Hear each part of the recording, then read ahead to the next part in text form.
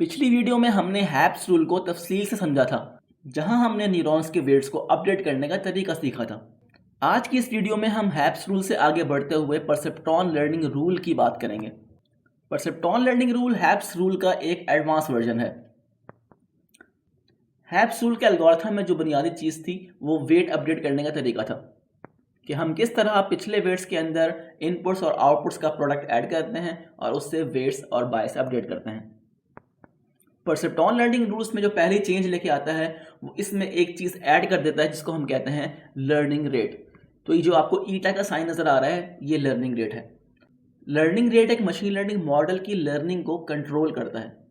अगर learning rate बहुत ज़्यादा होगा तो वेट्स भी बहुत तेज़ी के साथ अपडेट होंगे, जिसकी वजह से मॉडल की कन्वर्जेंस के अंदर मुश्किलात पैदा हो सकती हैं।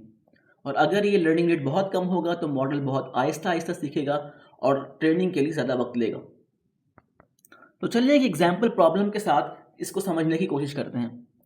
आपके सामने एक एंड गेट की एग्जाम्पल है जिसमें दो इनपुट्स हैं और एक आउटपुट है। अगर दोनों में से कोई भी इनपुट नेगेटिव है तो आउटपुट नेगेटिव है, और अगर दोनों पॉजिटिव हैं तो आउटपुट पॉजिटिव है। इसके अलावा आप यहाँ पे एक एक्टिवेशन फंक्शन देख रहे होंगे जिसको हमने कहा है साइन फंक्शन।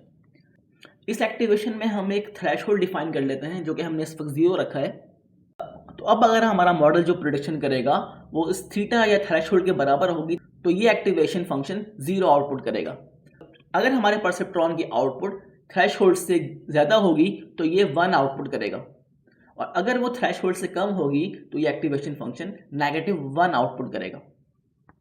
इनिशियल वेट्स और बायस हमने 0 सेट किए हैं और लर्निंग रेट हमने 1 रखा है। अब हमने एक्चुअली इस टेबल को फिल करना है। इसमें आपके पास x1, x2 और y की वैल्यूज गिवन है। इनिशियल वेट्स को हम ओल्ड वेट की जगह पे रखेंगे जो कि 0, 0 और 0 है। सबसे पहले हम y हैट कैलकुलेट करेंगे, और y हैट कैलकुलेट करने के लिए इनपुट्स को वेट से मल्टीप्लाई करना और बायस को ऐड करना पड़ता है। तो इनपुट -1 है जिसको हम 0 से मल्टीप्लाई करेंगे, और फिर दूसरा इनपुट भी -1 है इसको भी 0 से मल्टीप्लाई करेंगे, और बायस की वैल्यू 0 है तो हमारे पास जो आउटपुट आएगा वो 0 आएगा। अब हमने इसको एक्टिवेशन फंक्शन से पास करना है। तो एक्टिवेशन फंक्शन कहता है कि अगर हमारे पास आउटपुट थीटा के बराबर है तो ये आउटपुट करेगा 0। अब हमने कंपेयर करना है। अब ये दूसरी चीज़ है जो कि परसेप्ट्रॉन लर्निंग रूल में हैप्स रूल से डिफरेंट है। इसमें हम एक्चुअल आउटपुट को और जो कि आउटपुट हमारे मॉडल ने प्रोड्यूस किया है उन दोनों को कंपेयर करके देखेंगे। अगर वो दोनों सेम होंगे तो हम कोई वेट्स अपडेट नहीं करेंगे, लेकिन अगर वो डिफरेंट होंगे तो फिर हम वेट्स अपडेट की तरफ जाएंगे। तो यहाँ पे हमारे पास एक्चुअल y -1 था और मॉडल ने प्रिडिक्ट किया है 0। इसका मतलब है कि यहाँ पे एरर मौजूद है और हम वेट्स को अपडेट करेंगे। तो चलें वेट्स को अपडेट करते हैं, और वेट्स को अपडेट करने के लिए पुराने वेट्स के अंदर हम ऐड करते हैं product of learning rate, input और आउटपुट। तो लर्निंग रेट 1 है, इनपुट -1 है और आउटपुट भी -1 है। तो इससे हमारे पास जो वेट अपडेट होके आएगा वो आएगा 1। सिमिलरली हम W2 अपडेट करेंगे, उसके लिए भी हमारे पास यही इक्वेशन बनेगी और हमारा W2 भी 1 आ जाएगा। अब हमने बायस अपडेट करना है। बायस अपडेट करने के लिए old bias plus learning rate multiply by y। तो हमारे पास जो बायस अपडेट होके आएगा वो आएगा -1। अब जो हमारे न्यू वेट्स अपडेट हुए हैं उनको हम नेक्स्ट कॉलम में ओल्ड वेट्स की जगह पे कॉपी कर देंगे, और उसके बाद y हैट प्रिडिक्ट करेंगे। आउटपुट कैलकुलेट करने की हमारे पास वही इक्वेशन है W1 × x1 plus W2 × x2 plus बायस। अब हम कंपेयर करेंगे एक्चुअल y को उस y के साथ जो हमने प्रिडिक्ट किया है। तो हमारे पास एक्चुअल y -1 है और जो हमने प्रिडिक्ट किया है वो भी -1 है। इसका मतलब ये है कि कोई एरर नहीं है। तो हम अब वेट्स अपडेट नहीं करेंगे और ये सेम वेट्स हम आगे न्यू वेट्स की जगह पे कॉपी कर देंगे, और इससे अगले स्टेप में भी जो न्यू वेट्स हैं उनको हम ओल्ड वेट्स की जगह पे कॉपी कर देंगे। अब हम थर्ड इंस्टेंस के लिए y हैट प्रिडिक्ट करेंगे, और y हैट प्रिडिक्ट करने के लिए हमारी इक्वेशन ये होगी, और इससे हमारे पास y हैट आएगा -1।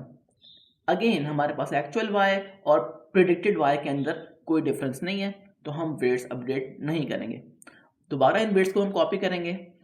उसके बाद फोर्थ इंस्टेंस के लिए हम कैलकुलेशन करेंगे। तो पहला इनपुट 1 है और हमारे पास वेट्स भी 1 है, दूसरा इनपुट 1 है, वेट्स भी 1 है और बायस की वैल्यू -1 है। तो इसका जो हमारे पास आउटपुट आएगा वो आएगा 1 और हमारा डिज़ायर्ड आउटपुट भी 1 ही है, तो अगेन कोई वेट्स अपडेट नहीं होंगे। अब हमारी ये एक आइट्रेशन कंप्लीट हो गई है और इस आइट्रेशन में अगर हम एक्चुअल वाई और प्रिडिक्टेड वाई को कंपेयर करें तो सिर्फ एक इंस्टेंस है जिसके अंदर ये मैच नहीं कर रहे, बाकी तमाम में मैच कर रहे हैं।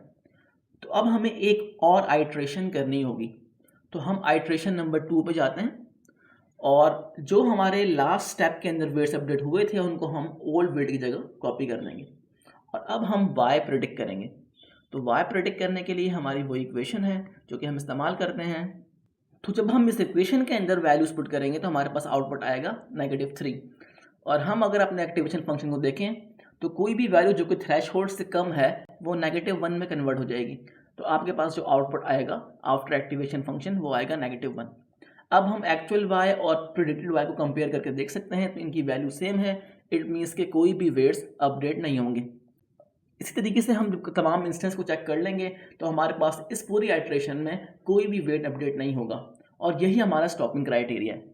तो अगर आपका एक कंप्लीट आइट्रेशन के अंदर कोई भी वेट्स अपडेट नहीं होते तो हम वहाँ पे स्टॉप कर देंगे और जो हमारे लास्ट अपडेटेड वेट्स हैं उनको हम इस्तेमाल करेंगे अपने मॉडल के लिए। उम्मीद है आपको परसेप्टॉल लर्निंग रूल की इम्प्लीमेंटेशन समझ आ गई होगी। अब आपके लिए एक असाइनमेंट है और इसमें एंड गेट की जगह और गेट इस्तेमाल हुआ है। इनिशियल वेट्स और लर्निंग रेट सेम रहेगा, आपने बस और गेट के लिए इस परसेप्टॉन को ट्रेन करना है। उम्मीद है आपको वीडियो पसंद आई होगी। अगर वीडियो अच्छी लगी है तो इसको लाइक करें, अपने दोस्तों के साथ शेयर करें और इस तरह की मज़ीद वीडियोस के साथ हमारे साथ जुड़े रहें।